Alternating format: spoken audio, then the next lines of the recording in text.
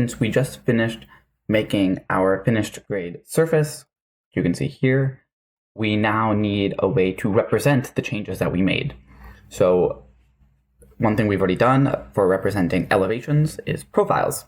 So we'll be making profiles again, but this time we will have them show cut and fill. Again, cut is just removing material and fill is just adding material to get to your desired elevation. So to make profiles, we need alignments first. So we need to create those first.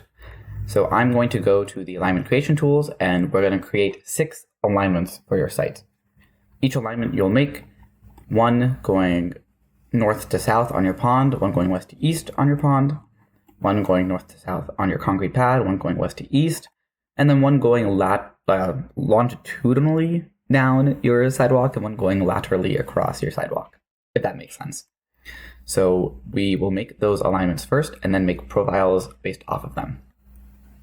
So in the alignment creation tools, I will call this pond north-south, for example.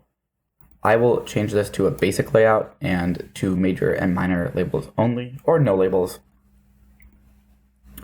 I will then come here to draw a profile. I'm going to turn on my orthogonal restriction mode here, so that way I get a clean line straight down. You can make this anywhere you want in your section. There we go. Now I'm going to make a new one called west to east and do the same thing.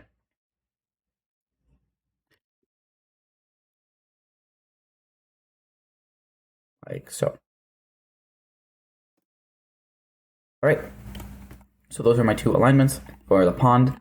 I would do the same thing on the concrete pad. You should do the same thing on the concrete pad, but for demonstration's sake, I will not be doing it for time. I'll also do the same thing for the sidewalk. So I can do sidewalk lateral, for example. And here I'll take a section cut, essentially. So start in one area and go across. And then I will do the same thing, but go down the sidewalk. So if you still have your center line for your sidewalk, you could just use that if you want to.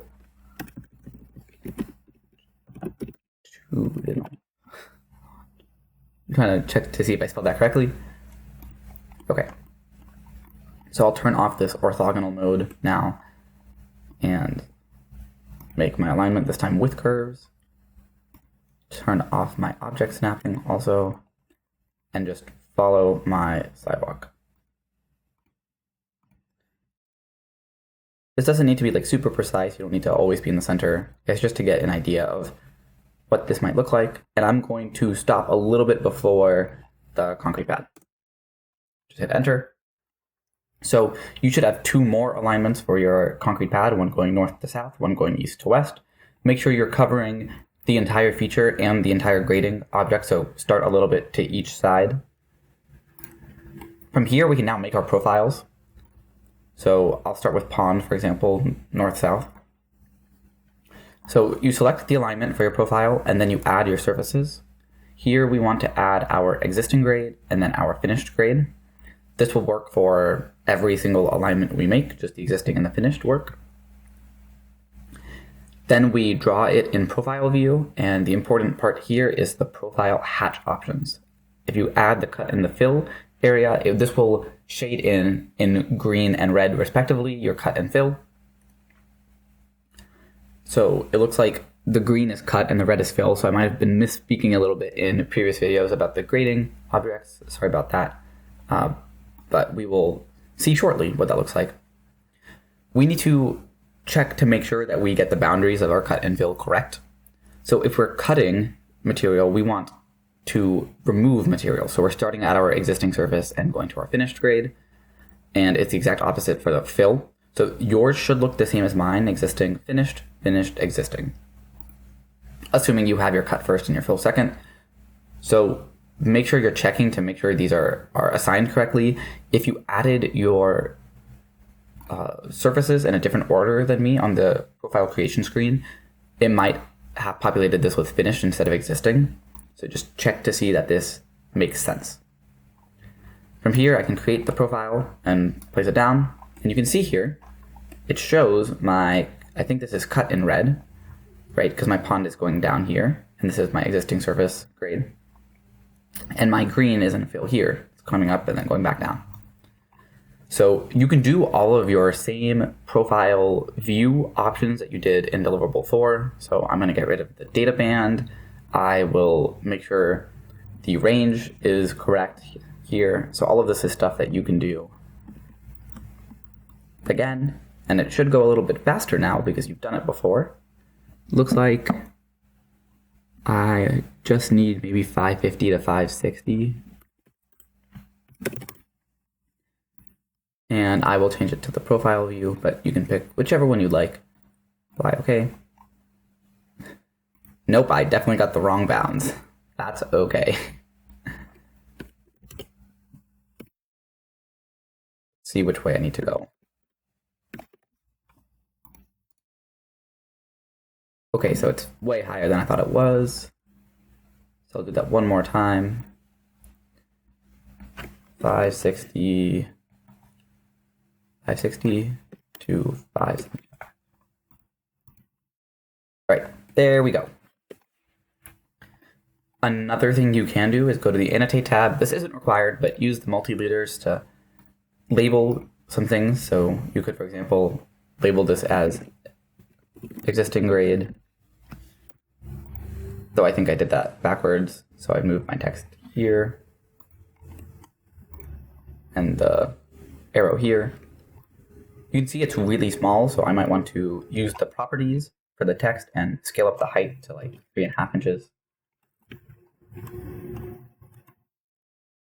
Then I might call, well, I need to point that to this, so you can see. And you can label a couple of other things you want. So for example, you can label the finished grade.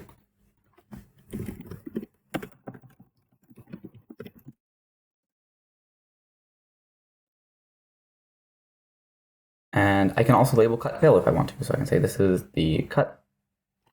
I'm doing this the wrong way. The arrow and then the text. Cut. And this is the fill. Now these are all really small, but luckily one thing I can do is select on one of them and right click and select all the similar ones. And I can just change the text height all at once to 3.5. I can do that. I'll do one more for you here. So I will go to surface profile. This time I'll do my longitudinal sidewalk, select my existing, my finished, and draw. Give it a name, longitudinal sidewalk profile. All right, I'll call this cut fill.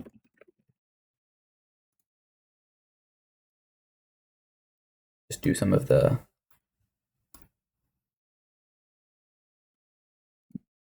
different options here. Fill these in, existing, finished, finished, existing, create, and put it down. And so this is a really good representation of what your cut and fill looks like. So you should have 6 of these. You should have 2 for the pond, 2 for the concrete pad, and 2 for your sidewalk, going both directions. So north, south, east, west, or longitudinal and lateral. These are really good to see, from a construction standpoint, just a quick snapshot of what your material cut and fill might look like. But we also want to get an overall idea of what that looks like. So in the next video, we'll actually go through and calculate the overall cut and fill in cubic yards and adjust anything that we need to if necessary. And we'll be doing that through volume surfaces.